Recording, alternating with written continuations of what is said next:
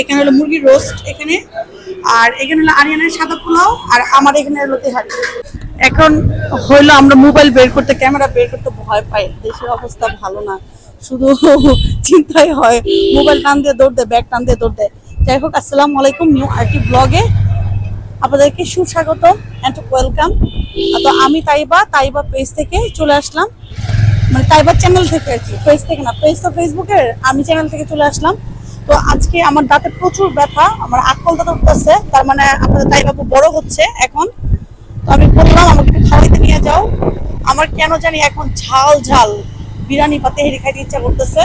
তো আপনাদের রাকিব ভাইয়া তো যাবে না, তাকে আমি জোর করে নিছি যে চলো চলো আমার একটু খাওয়াবার। আজকে আমাদের পানি রোডের প্রবলেম হচ্ছে, সো আমরা চলে যাচ্ছি আজকে 10 নম্বরে, যে আমরা একটু তেহারি খেয়ে আসি। বুঝি না কি বলো? হ্যাঁ,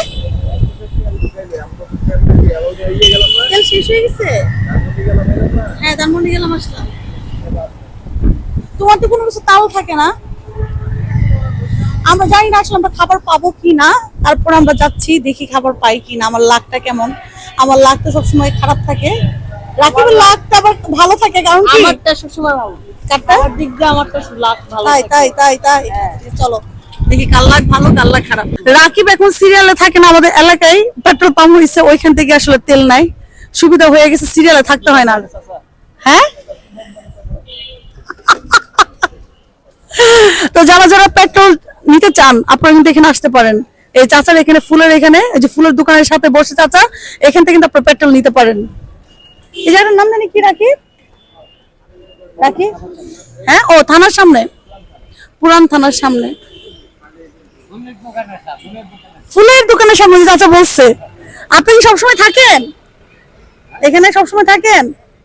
ফুলের দোকানের সামনে চলে আসবেন, থানার রাস্তায়, আপনারা ইজিলি পেট্রোল নিয়ে চলে যেতে পারবেন এখান থেকে।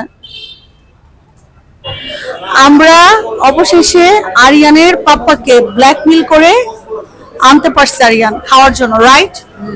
আমরা আসছি এখন 10 নম্বর। কোথা থেকে নিয়েছি এটা? জানি না, হাজি নান্না বিরিয়ানি। হাজি নান্না বিরিয়ানি, এটা নান্না বিরিয়ানি এটা? হ্যাঁ, তাই? শুধু কি বিরিয়ানি হয় এখানে, অন্য কিছু হয় না? এখানে তেহারি বিরিয়ানির সবকিছু আইটেম হয়। তুমি কি খাবা? জানি না। আমার তো কাচ্চি খেতে মন চাইতেছে। আচ্ছা, কাচ্চি, আচ্ছা তাহলে আম্মুর জন্য এক প্লেট ফুল কাচ্চি। তো এখন দেখি তোমার বাবা কি অর্ডার করে। দেখো আব্বুরে দেখো, পাগল।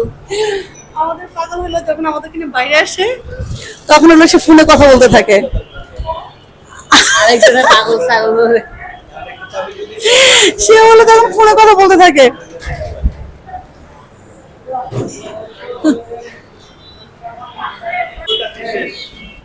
তেহারি আছে, ডাব তেহারি।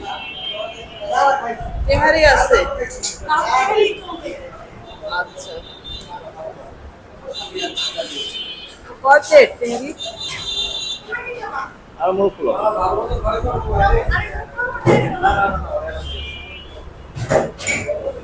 আবার দেখেন কেউ তেহারি দিতে চায় না, আমি গরুই দিতে চায় না আমাকে। গরু তো চায় না? গরু তোমার অ্যালার্জি, তুমি যে ওই যে ইয়ে খাইলা, ওই দিন ঘুমাইলা, যে অ্যালার্জি ওষুধ যে খাইলা, তারপর ঘুমাইলা তুমি, ঠিক না? পরে তো স্কুল যেতে পারো নাই। বেশি নাকি মজা বেশি? স্কুল স্কুল বেশি নাকি মজা বেশি? অবশ্যই স্কুল বেশি, কারণ এডুকেশনের দরকার আছে। তুমি এডুকেশন না করো তাহলে তুমি মানুষ হতে পারবে না। তো আমাদের ফার্স্ট পার্ট চলতেছে এখন সালাদ খাওয়া।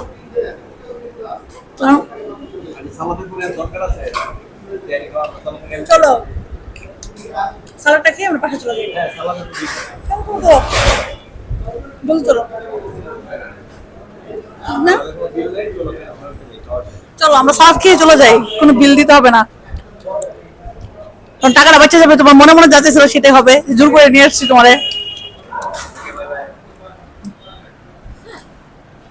এই যে আমাদের খাবার চলে আসছে।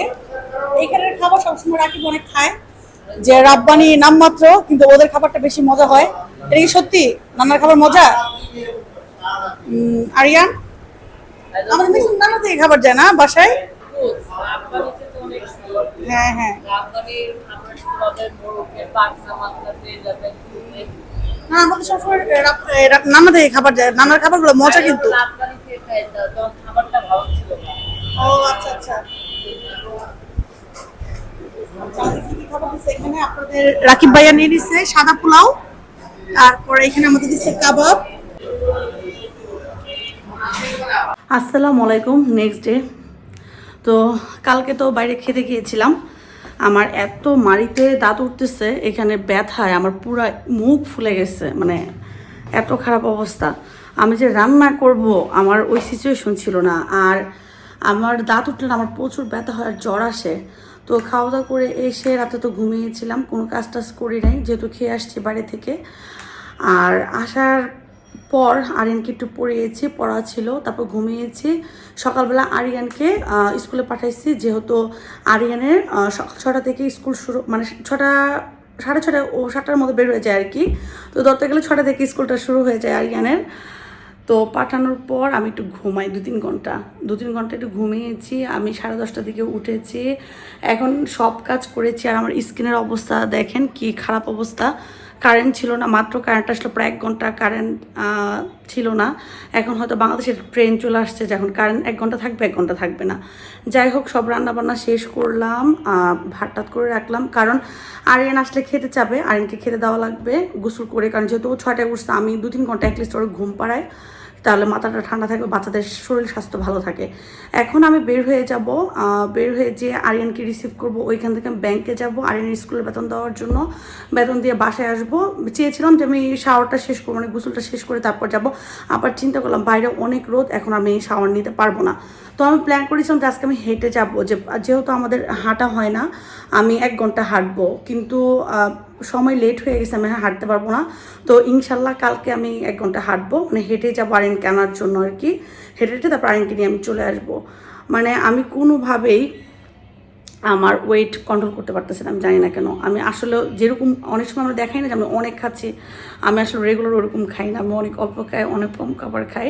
হয়তো ভিডিও করার সময় দেখা যায় যে বাইরে গেছি বা কোথাও গেছি অনেক খাবার আমার প্লেটে, কিন্তু আদারওয়াইজ আমার ক্যামেরার বাইরে আমি খুবই কম খাই।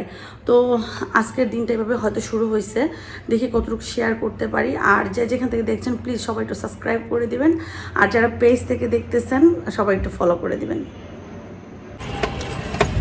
তো আমি আরিয়ানের স্কুলে এখানে চলে এসেছি আরিয়ানকে রিসিভ করার জন্য। যা দেখবো হয়তো আমার ছেলে বসে আছে, বা দেখবো এখনো ছুটি হয় নাই। আজকে কিন্তু বাইরে প্রচুর পরিমাণ রোদ, গরম। যাই দেখি আজকে আবার কি নতুন ঘটনা ঘটাইছে আমার ছেলে। প্রতিদিন তো একটা করে ঘটনা ঘটাই নিয়ে আসছে, দেখি যে আজকে কি ঘটনা ঘটাইছে আমার ছেলে। নতুন কি স্টোরি শুনতে পারবো আমার ছেলের কাছ থেকে। একটু বাজার করা দরকার ছিল, বাট আজকে আমি বাজার করবো না, আমার আজকে শরীর দিতেছে না একদম। হ্যাঁ হ্যাঁ বাবা, বামে যান বামে যান।